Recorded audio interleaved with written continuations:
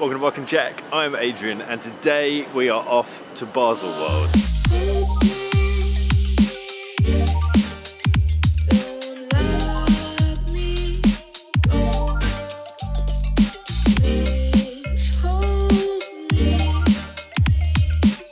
It was about this time last year that I posted a video about last year's BaselWorld. In that I mentioned that my mission for the next 9 to 10 months is to build this channel big enough for me to get to BaselWorld 2019.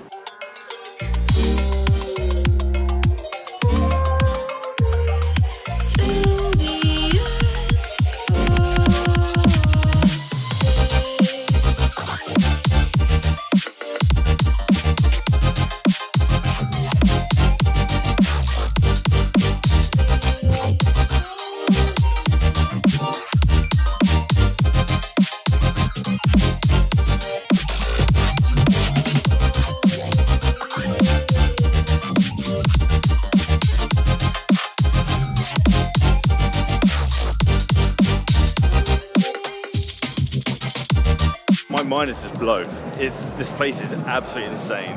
It is still totally the mecca for watchmaking, and I would suggest anyone to come and check it out.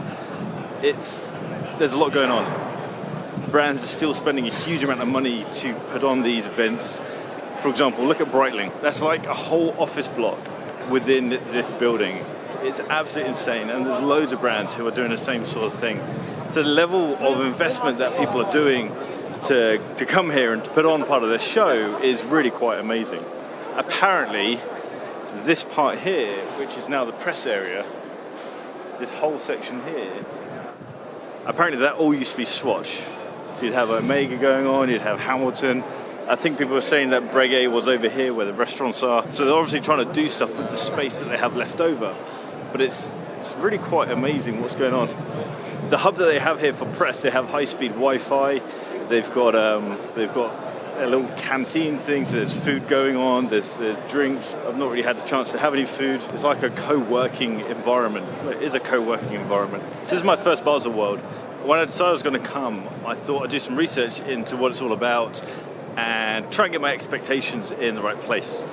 A lot of people are saying that it's quite small and it's potentially irrelevant now, or its relevancy is weakening. So the brands that we have here, we still have, you've got Patek, you've got Rolex, you've got Tudor, you've got Breitling, there's Oris, there's Bell & Ross, and so there's still a massive amount of investment going on. We've got Hublot down the front, right at the front you've got Tag, there's Zenith, there's a lot of big people here. Now anyone down that end of the room behind me, so you've got the Rolex, Patek, if any of those guys pull out, I think this place is going to be a very, very different story. It'll probably be game over for them. Now there's a fair amount of pretentiousness going on around here, with a lot of people are wearing suits. And I wonder how many of them are actually comfortable wearing those suits, or whether they're wearing them to make a statement, or the whole thing around you can wear a suit to be respectful to the person who you're meeting. My kind of viewpoint on that is, if someone can't accept me for who I am, then I'm not really interested in doing anything with them whatsoever. I did toy with the idea of wearing a shirt and chinos and doing all that sort of stuff, but that's just not me anymore. I'm not interested in that sort of stuff. I'm wearing t-shirt and jeans and I'm boiling. So these guys walking around in three-piece suits I'd be dying if that was me. When it comes to relevancy, I think this place is still incredibly relevant. I think it would only take for one of the large brands. Let's say if Patek were to pull out, it would probably be game over. If Rolex were to pull out, it'd probably be game over for Basel. But right now in its current form, I've had an amazing time. From a content creation point of view, but mainly from a watch lover's point of view. When I arrived, my mind was just blown with how much it was to see. There's so much going on. Can't really get hands-on with a lot of the watches, especially from the big guys, but regardless, it's like going to a car show. You can't just get into all the cars and drive them about, and that's kind of what's going on here. A lot of the big brands, like Breitling for example, they have all their watches behind a glass case.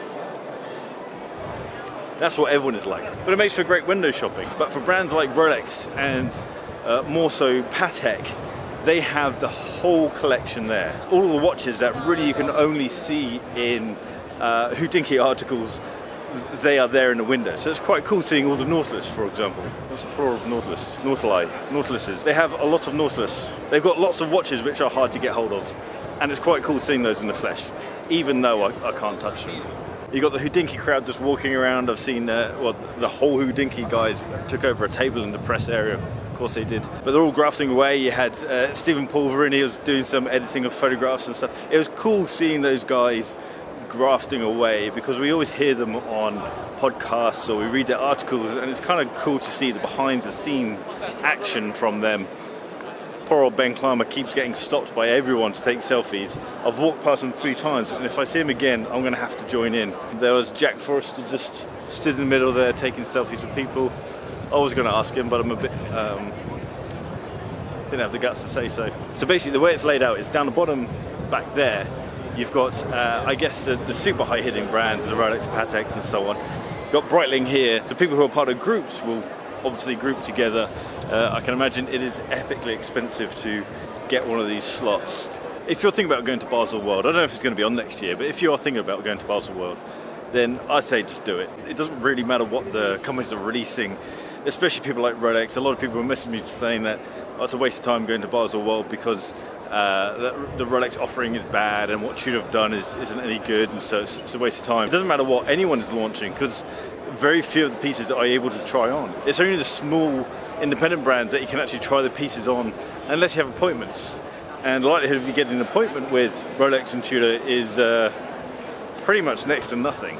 So I've spent time with Tag Heuer, I've spent time with Zinn, I've spent time with Oris, I've spent time with Grand Seiko, and I've spent time with H. Moser, which is quite cool.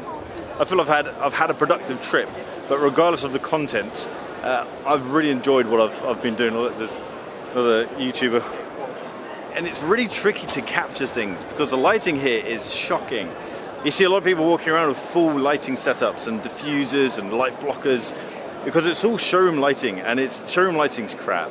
It's really not helpful. And I have brought my own lighting with me, but I've only brought a small light box, and it didn't really do much. Lighting is the most important part of photography, and if you can't get lighting right, then it makes everything else a bit more difficult. All of these buildings are massive. They're like huge office blocks. And Tag Heuer, within theirs, they have a photo studio. It's actually really smart of them because they know it's really tricky for photographers to get that right shot. So I'm going to have to invest more in lighting next year if this place is on, and if it is on, I am definitely coming back. This place is starting to shut down. They're all boarding up Rolex over there. So I'm going to wrap up. I've had an amazing time here. Thanks so much to everyone who's bought a NATO strap and has supported me getting over to here. It's been really cool. I've absolutely loved it. I've got some interesting content coming out, so make sure you hit subscribe down the bottom so you don't miss that stuff. I'll be writing some articles on some of the things that I got to play around with, and I'll be launching a website very, very soon for that. If you're thinking about coming to BaselWorld, just do it. It's really good fun. Even if you don't get hands-on with the pieces, you just come for a day. It's exciting. There's watches, there's watch people. It is really, really cool. Check me on Instagram at @BarkandJack if you want to see more photographs of this stuff. As I say, I'll be launching a website very, very soon. If you want to support the channel, jump over to barkandjack.com and grab yourself a NATO strap. And I will see you guys next time. Take care.